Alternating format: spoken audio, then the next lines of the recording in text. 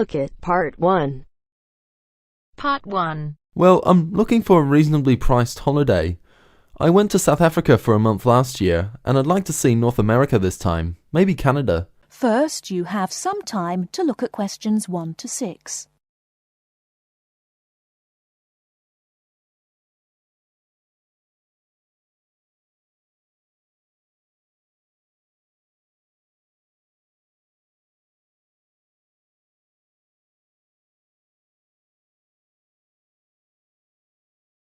Listen carefully and answer questions 1 to 6. Hello, welcome to the Travel Depot. How can I help you? Well, I'm looking for a reasonably priced holiday. I went to South Africa for a month last year, and I'd like to see North America this time, maybe Canada. But I'm also interested in Europe if the prices to Canada are too expensive. I'm on quite a tight budget, you see. Well, you could go to Europe, but I'll get some prices for Canada first. I've been to Vancouver. It's lovely at this time of year. And we have some special offers on at the moment. Okay, well, I have some relatives over in Vancouver, so that would be good. I can always travel around Europe next year. Besides, it may be a bit too hot for me at this time. Right, let's have a look at some prices then. When would you like to go?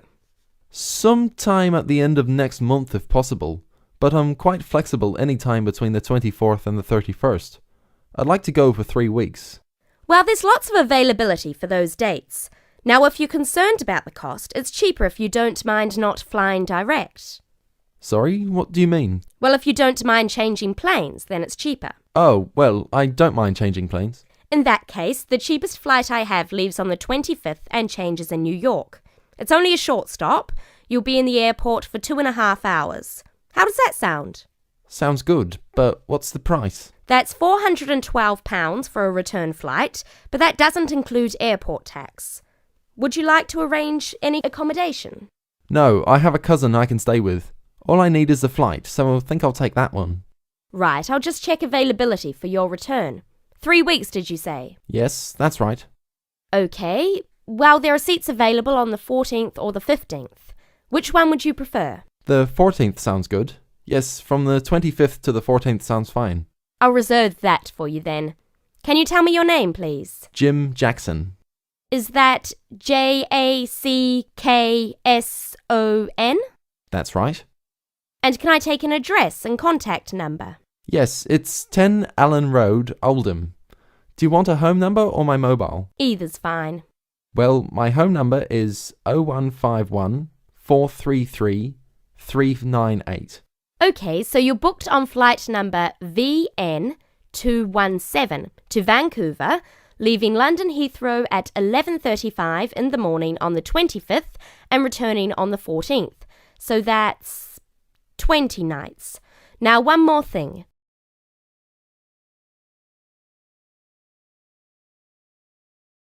Before you hear the rest of the conversation, you have some time to look at questions 7 to 10.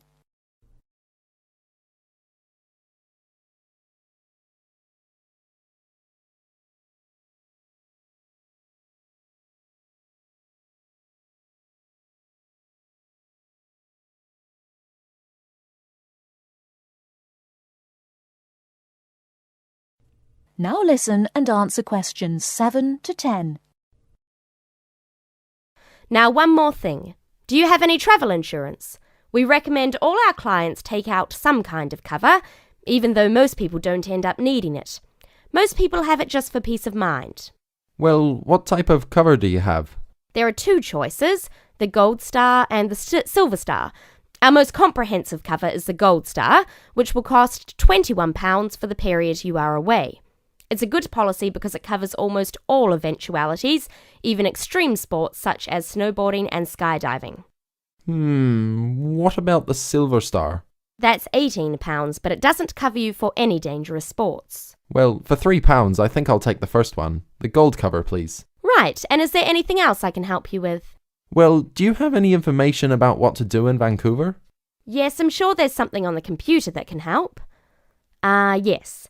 There's a Shakespeare play at the theatre, but at $54 it's quite expensive. That starts at 8 p.m. The City Museum is really popular too, if you like that kind of thing. They have a special exhibition of Japanese armour next month. Entrance is free and the museum is open from 9 to 4:30, Monday to Saturday. Would you be interested in either of those? Oh, well, maybe. Well, I'm sure you can arrange that when you get there anyway. So it's the flight and the Gold Star insurance. That's £433 in total. Can I pay by Visa? Yes, of course. If you start... That is the end of part 1. You now have half a minute to check your answers.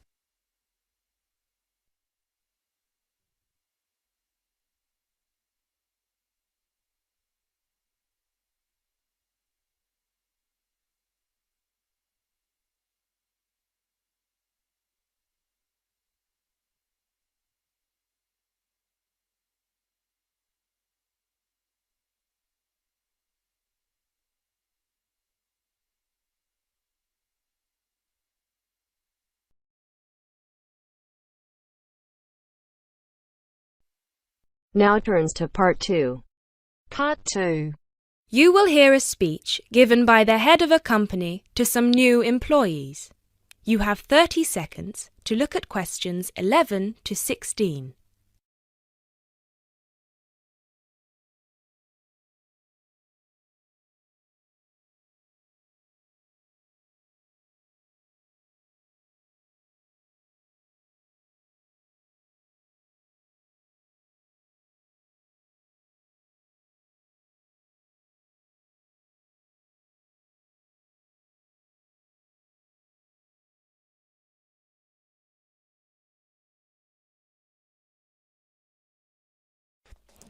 First of all, a warm welcome to Barker's Country Safaris. We're delighted to have you all on board for this season. I know you've all been told a bit about the company when you had your job interview, but I thought it would be worth telling you a bit more about ourselves. Barker's was set up 10 years ago by myself, John, and my then girlfriend and now wife, Nancy. We started it initially just as a hobby. We felt that there was a good opportunity to share our love of the countryside in this part of the world with the many visitors who come here. As you know, most people come for the beaches in the summer, but there is so much more to the region, and this is what we wanted to exploit. Nancy and I were born near here, and as teenagers we went climbing, kayaking, whitewater rafting, potholing, and just straightforward walking. This district is in our blood, and we love it. While we were still at university, we started taking small groups of visitors out into the national park in Nancy's brother's old Land Rover. We'd drive them around the back lanes and into the forest. We'd also organise rock climbing tours for friends of friends. Then, each year, without us having to advertise, people came back to us to ask for more excursions and trips. So, 5 years ago, we gave up our other jobs to focus full-time on Barker's Country Safaris. Now, 2 years after that, we set up the activity tour part of the business, and 1 year ago, we expanded into organising activities for school groups during term time. Obviously, this was a massive challenge with all the health and safety requirements, but it's proving a great success.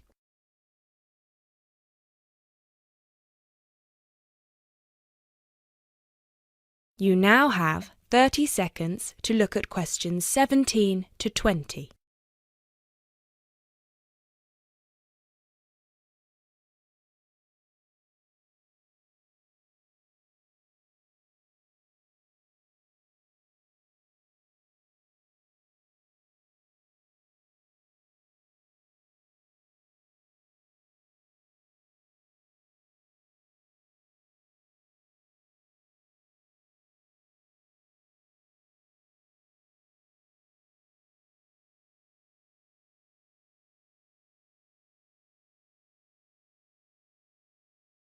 You now have 30 seconds to look at questions 17 to 20.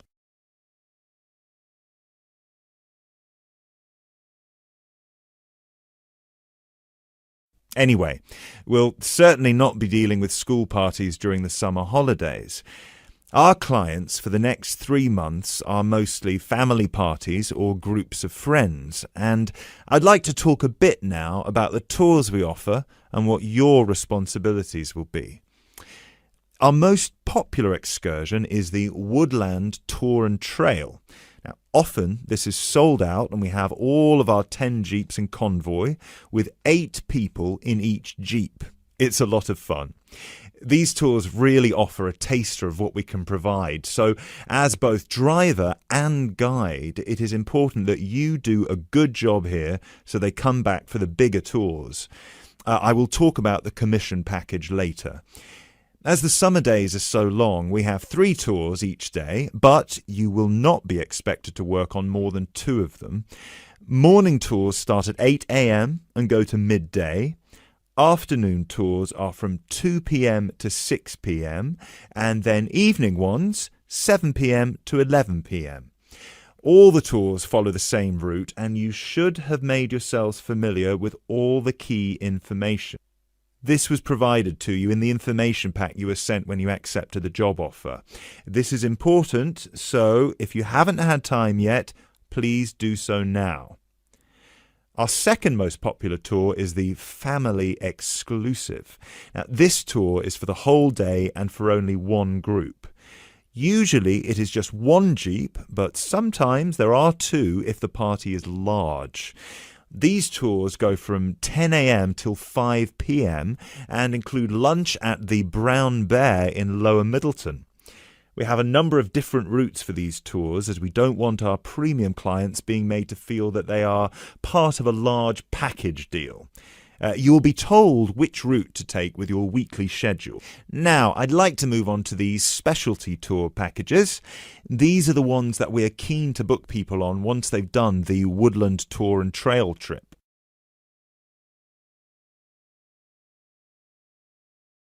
That is the end of part 2. You now have half a minute to check your answers.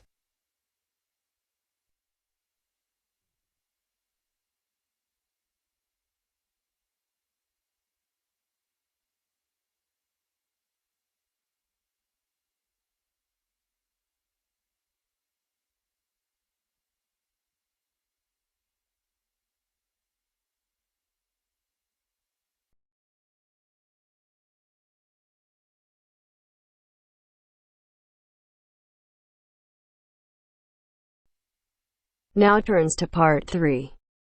Part 3.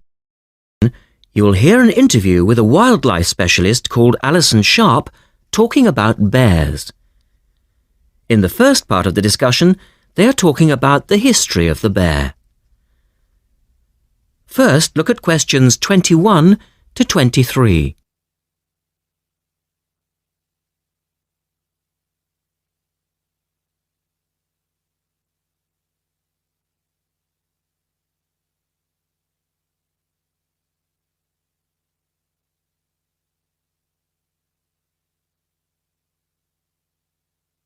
Now listen to the first part of the interview and answer questions 21 to 23.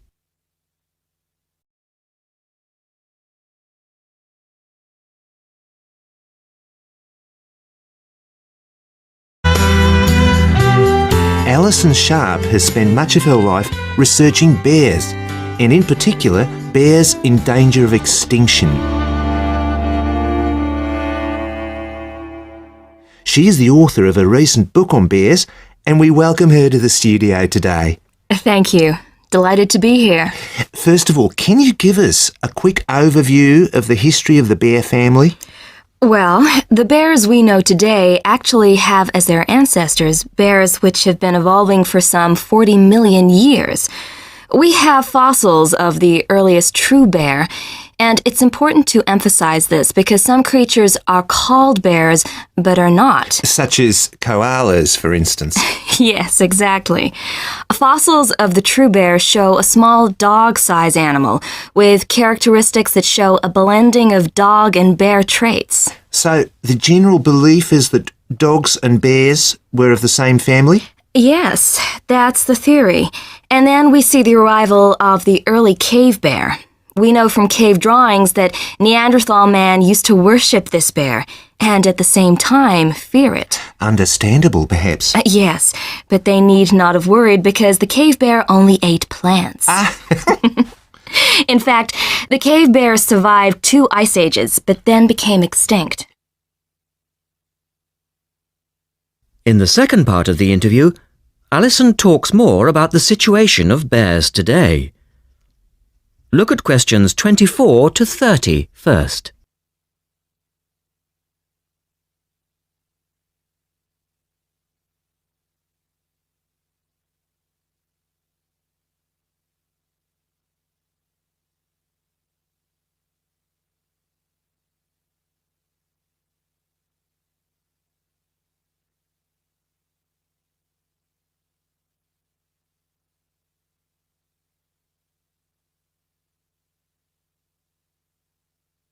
Listen carefully and answer questions 24 to 30.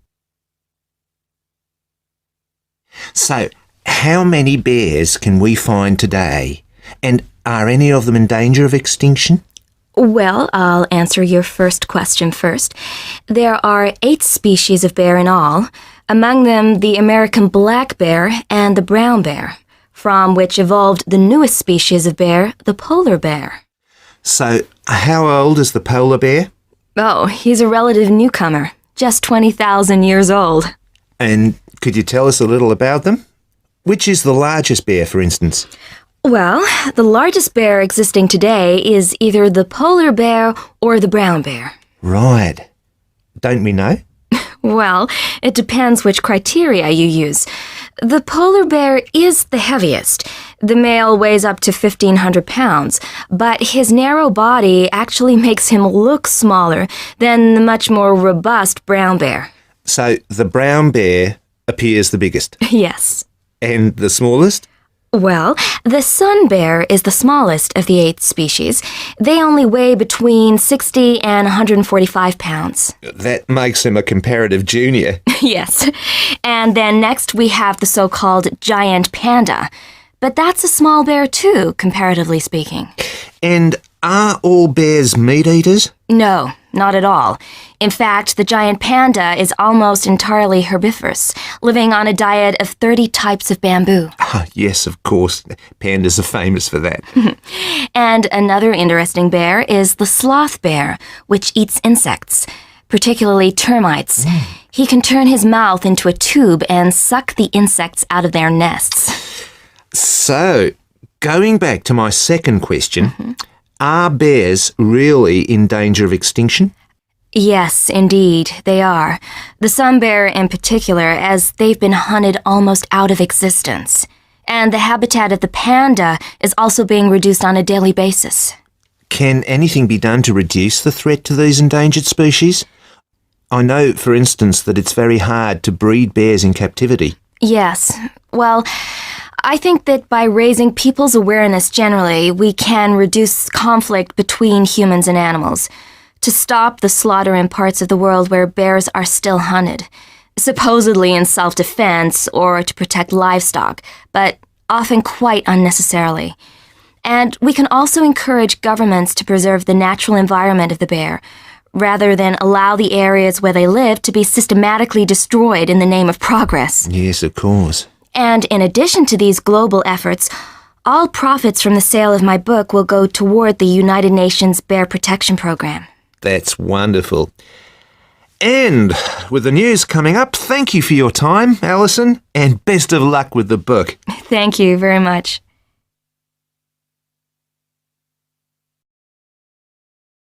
That is the end of part 3. You now have half a minute to check your answers.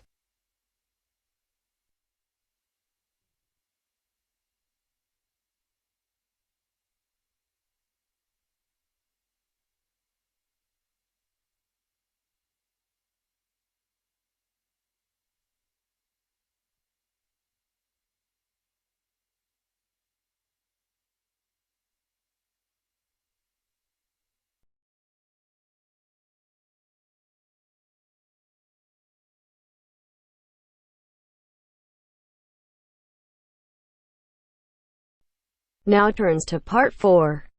Part 4. Now turns to Part 4. Part 4. Well, it's the beginning of the digital age, and technology is all set to completely revolutionise the way we watch TV, videos and DVDs and play computer games at home. First, you have some time to look at questions 31 to 40.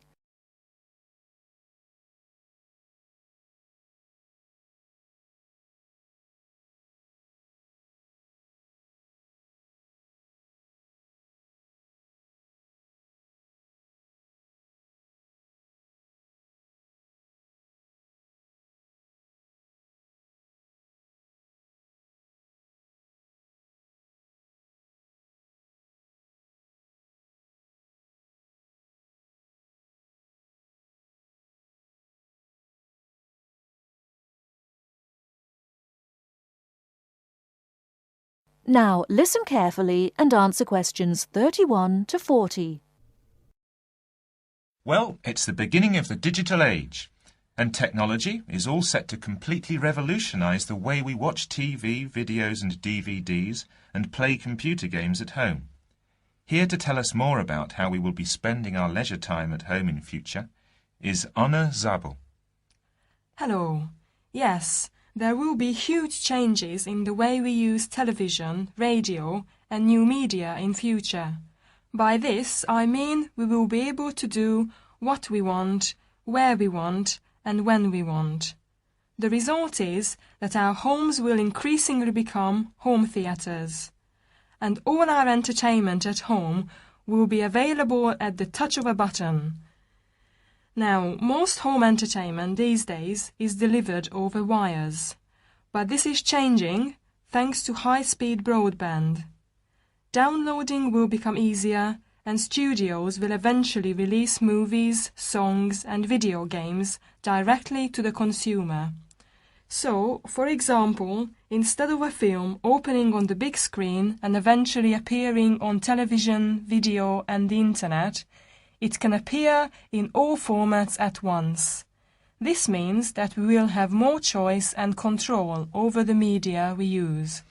So, how will we use this media in our homes in future? There will be big changes in how we watch video and television. Several research groups and companies are trying to add depth to TV and other video displays in the form of a third dimension. So television and video screens will have depth. What do you mean by depth exactly? Do you mean 3D, like a hologram? That's right. When we say that a hologram has 3 dimensions, it means that we can see not only up and down and left and right, but forwards and backwards too. When we talk about dimensions, we call forwards and backwards depth. So when we say that a hologram has 3 dimensions, it means we can see up and down and left and right, just like a picture or photo. But we can also look into the hologram because the image it contains has depth. So instead of watching films on a flat screen, we will be watching them in 3D? Absolutely.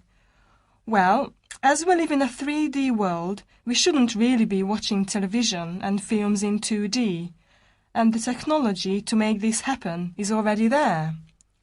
3D screens are being developed which can be placed throughout the house, even in busy areas of our homes, like doorways and halls. Now, these screens appear to float in air.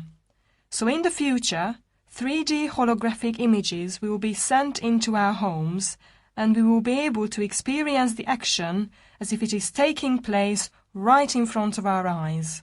So, the action won't just look real, it will be real. Incredible!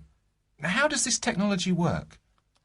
Well, to get true 3D, each of your eyes has to see a slightly different image. 3D screens interweave multiple images in vertical stripes using special coatings and filters built into the screen. This means that each eye sees a different set of stripes. These screens are called lenticular screens.